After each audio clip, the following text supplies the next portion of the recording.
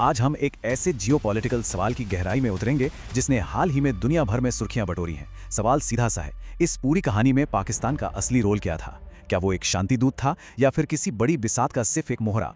तो चलिए सीधा मुद्दे पर आते हैं। खबरें तो यही थीं कि पाकिस्तान ने अमेरिका और ईरान जैसे दो ताकतवर देशों को एक बड़े युद्ध से रोक लिया। अब ये सुनने में किसी फिल्म की कहानी जैसा लगता है ना? पर क्या ये सच है या फिर कहानी कुछ और ही है? कहीं ऐसा तो नहीं कि ये एक बड़ा शतरंज का खेल है जिसकी असली खिलाड़ी पर्दे के पीछे हैं और पाकिस्तान तो सिर्फ एक चेहरा है? आज हम इसी पहेली की परतों को खोलेंगे। ठीक है, तो इस पूरी कहानी को समझने के लिए हमें थोड़ा पीछे चलना होगा। उस समय जब मिडिल ईस्ट में तनाव बढ़ता जा रहा था तो एक मीडिएटर यानी एक मध्यस्थ की बहुत ज्यादा जरूरत थी। लेकिन मजे की बात यह है कि जो देश आमतौर पर यह भूमिका निभाता था वो इस बार सीन से बाहर था।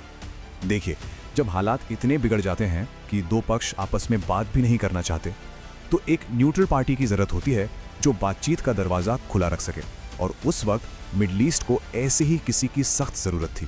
तो सबकी नजरें गईं कतर पर। आखिर पहले भी उन्होंने दोहा पीस टॉक्स जैसी बड़ी और सफल बातचीत करवाई थी, लेकिन इस बार खेल बदल चुका था।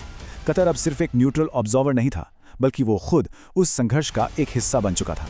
और यहीं पर मीडिएशन का सबसे बुनियादी नियम आ जाता है। एक मध्यस्थ को पूरी तरह से न्यूट्रल होना पड़ता है, बिल्कुल एक रेफरी की तरह। वो खेल में किसी भी टीम का हिस्सा नहीं हो सकता, और इसी नियम की वजह से कतर इस रोल के लिए डिस्क्वालीफाई हो गया, जिससे एक बड़ा वैक्यूम, एक शून्य पैदा हो गया। और बस जैसे ही ये जगह खाली हुई, एक ऐसे देश ने एंट्री ली जिसकी शायद किसी को उम्मीद नहीं थी। ये वो मोड़ था जहां पाकिस्तान इस जियोपॉलिटिकल शतरंज की बिसात पर एक अहम खिलाड़ी बनकर उभरा। जरा इन तारीखों पर गौर कीजिए। 23 मार्च को कतर ऑफिशियली पीछे हटता है और ठीक अगले ही दिन 24 मार्च को पाकिस्तान ये जिम्मेदारी लेने के लिए सामने आ जाता है। मतलब सिर्फ 24 घंटे के अंदर इतनी तेजी से हुआ ये बदलाव सिर्फ एक इत्तेफाक तो नहीं हो सकता।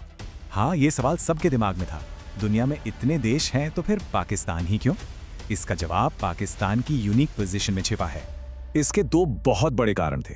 पहला, पाकिस्तान उन चुनिंदा देशों में से है जिसके अमेरिका और ईरान दोनों के साथ डिप्लोमैटिक रिलेशंस हैं। और दूसरा, और शायद सबसे जरूरी, उसे चीन जैसी सुपर पावर की पूरी पॉलिटिकल और इकोनॉमिक बैकिंग हासिल थी।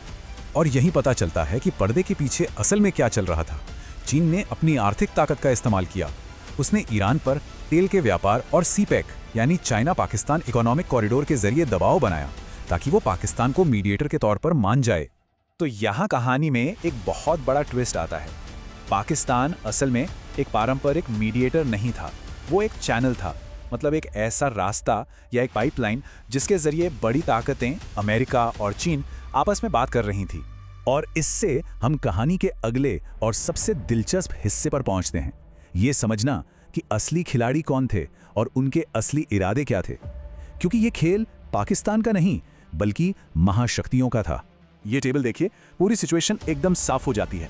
अमेरिका चाहता था कि कॉन्फ्लिक्ट कंट्रोल में रहे, चीन अपनी ऑयल सप्लाई को लेकर टेंशन में था, और पाकिस्तान, उससे अपनी इंटरनेशनल इमेज चमकाने का एक सुनहरा मौका मिल गया। ये एक ऐसा खेल था जिसमें हर किसी का अपना अपना फायदा था। और अगर ऐसा लग रहा है कि ये कुछ नया है तो ऐसा बिल्कुल नहीं है। कहते हैं ना, इतिहास खुद को दोहराता है। इस तरह की प्रॉक्सी डिप्लोमेसी पहले भी हो चुकी है। आपको याद होगा 1970 के दशक में जब अमेरिका और चीन के बीच सीधे कोई बातचीत नहीं थी, तब अमेरिकी राष्ट्रपति रिचर्ड निक्सन ने चीन से संपर्क करने के लिए ठीक इसी तरह पाकिस्तान का इस्तेमाल एक चैनल के तौर पर किया था। तो कह सकते हैं कि स्क्रिप्ट लगभग वही है, बस एक्टर बदल गए।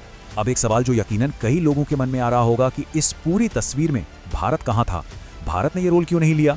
इसका जवाब भारत की फॉरेन पॉलिसी के मूल सिद्धांतों में है। भारत की हमेशा से एक स्वतंत्र विदेश नीति रही है। वो किसी दूसरे देश के लिए प्रॉक्सी बनने से बचता है, और इसी वजह से इस खास मामले में उसकी भूमिका ज्यादा दिखाई नहीं दी। चलिए अब कहानी के क्लाइमैक्स पर आते हैं। इतनी बातचीत, इतनी डिप्लोमेसी के बाद जो शांति समझौता हुआ, क्या वो वाकई टिकाऊ था या सिर्फ एक दिखावा? जिस सीजफायर का ऐलान इतने जोर शोर से किया गया, उसका जो हश्र हुआ वो सच में हैरान करने वाला था। देखिए कि ये सब कुछ कितनी जल्दी ताश के पत्तों की तरह ढह गया। पहले सीजफायर की घोषणा हुई, इसके कुछ ही घंटों बाद इजराइल ने इसे मानने से साफ इनकार कर दिया, और फिर तुरंत लेबनान पर एक नया हमला शुरू हो गया। सब खत्म। तो इससे एक बात बिल्कुल साफ हो गई, ये जो शांति थी ये सिर्फ अखबारों की सुर्खियों के लिए थी। जमीन पर हकीकत बिल्कुल अलग थी। लड़ाई जहां थी वहीं की वहीं रही। तो कुल मिला के बात यह है कि पाकिस्तान ने एक चैनल के तौर पर अपनी इमेज तो बना ली, लेकिन असली कंट्रोल अभी भी बड़ी शक्तियों के हाथ में ही था। और ये तथाकथित सीज फायर शायद युद्ध का अंत नहीं, बल्कि लड़ाई के बीच में एक छोटा सा पॉज था। और यहीं पर हम आज के इस विश्लेषण को एक बड़े सवाल के साथ छोड़ते हैं। इस पूरे घटनाक्रम के बाद क्या पाकिस्तान वाकई एक ग्लोबल पावर बनकर उभर रहा है, या उसे सिर्फ एक बड़े शतरंज के खेल में एक काम के मोहरे की तरह इस्तेमाल किया जा रहा है?